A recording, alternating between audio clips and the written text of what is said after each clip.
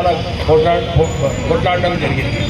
దాంతోపాటు కార్మికులకు వారికి మినిమం వేజెస్ రావాలి, వారు కేవలం 8 గంటలు పనిచేయాలని చెప్పి వారి ప్రోత్సాహంతోనే అది చట్టం కావడం జరిగింది. అంటే అన్ని విషయాలలో అంబేద్కర్ గారి కాంట్రిబ్యూషన్ ఉంది. మనమందరం కూడా ప్రజలందరూ కూడా గమనించారు.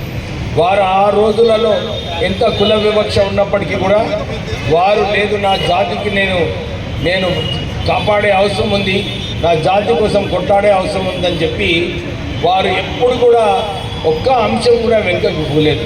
ఎప్పుడు కూడా ముందుండి గాంధీజీతో కొట్లాడడము, బ్రిటిష్ వాళ్ళతో కొట్లాడడము, ఇవన్నీ ఉద్యమాలలో డాక్టర్ బిఆర్ అంబేద్కర్ గారి కీలకమైన పాత్ర ఉంది.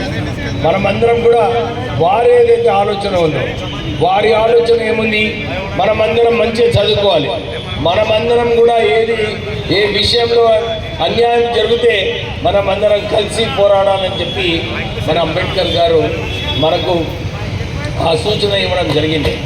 చాలామంది కూడా మనం రిజర్వేషన్ తీసుకుంటాము, చదువుకుంటాము, ఉద్యోగాలు వస్తాయి, మళ్ళీ మర్చిపోతాం మన జాతి గురించి. నేను ఇదే పిలుపునిస్తున్నాను అందరికీ.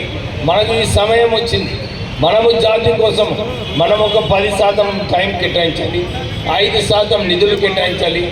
అంబేద్కర్ గారి ఆలోచన ప్రకారంగా ఇంకా 10 మందిని మంచిగా చదివించి వారికి ఒక ఆత్మవిశ్వాసం, ఆత్మగౌరవం నేర్పించే అవసరం మన అందరిపైన ఉంది.